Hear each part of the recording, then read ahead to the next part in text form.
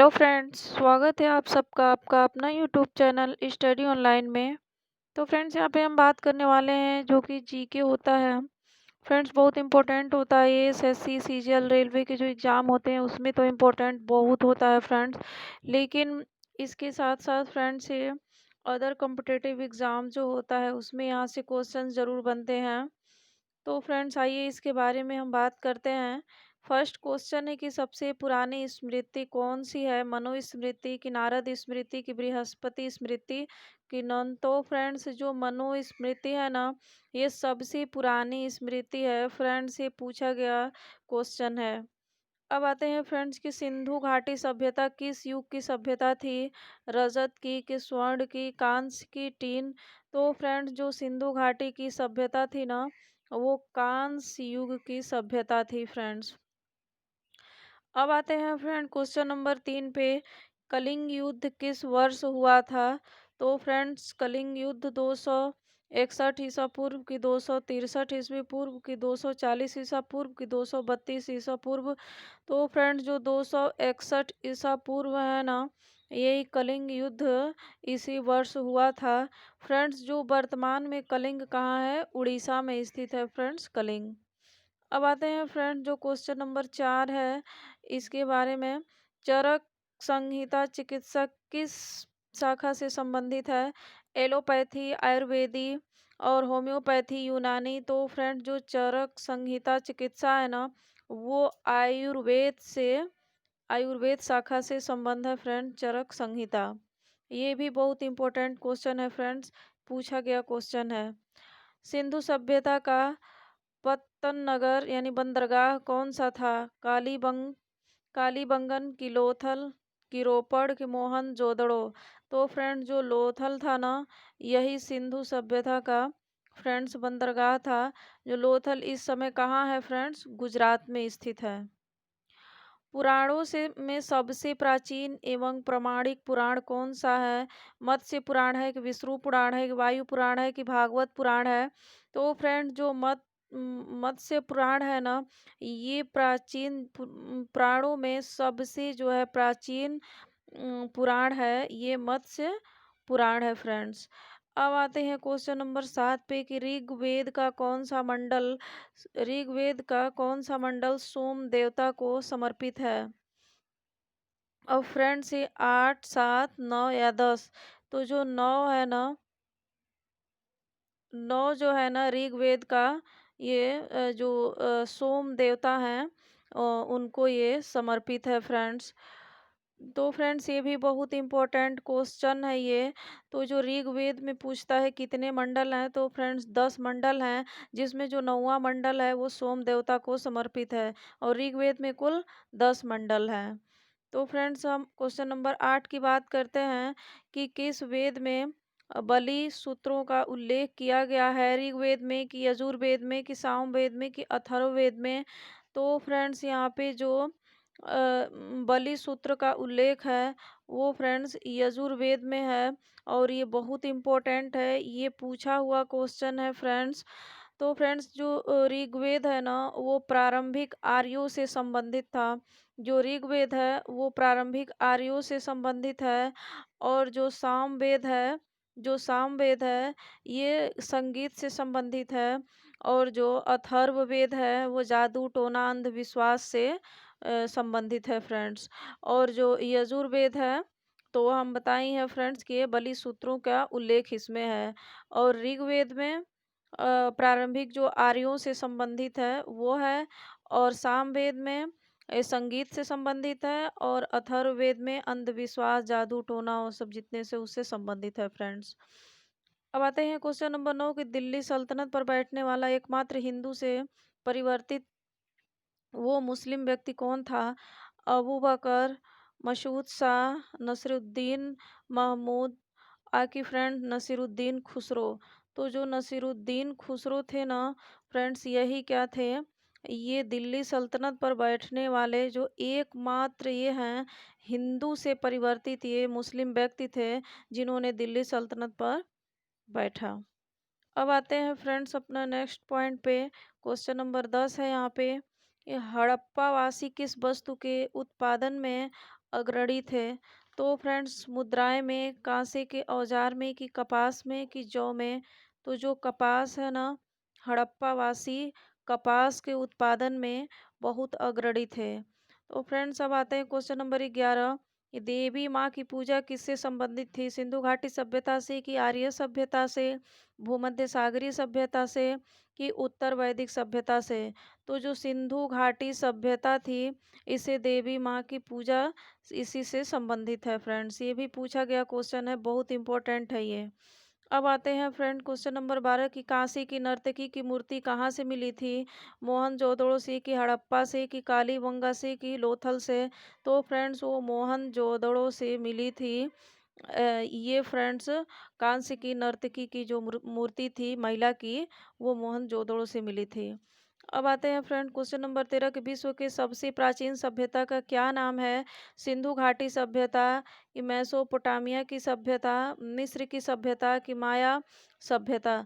तो फ्रेंड्स यहाँ पे जो विश्व की सबसे प्राचीन सभ्यता है वो मेसोपोटामिया की सभ्यता है फ्रेंड्स।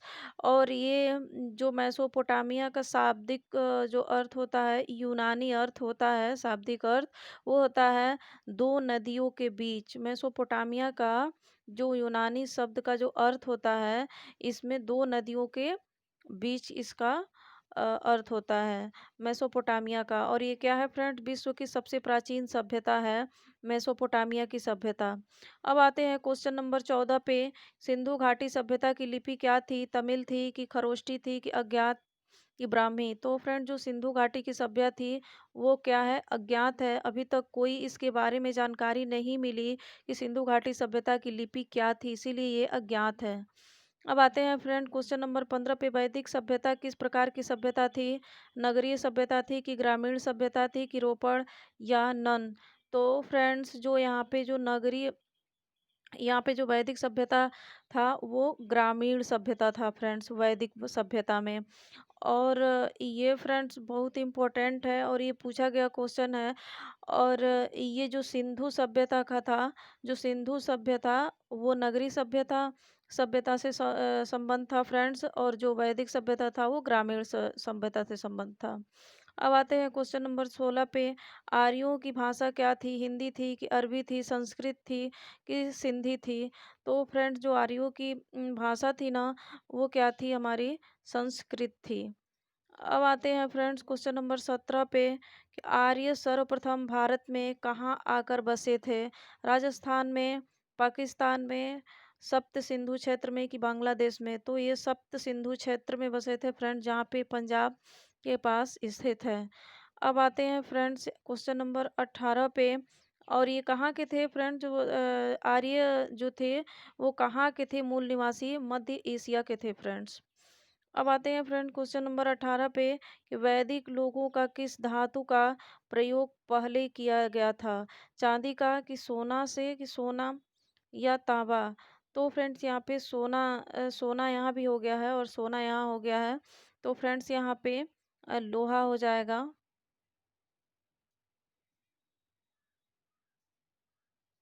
चांदी, सोना, लोहा, तांबा।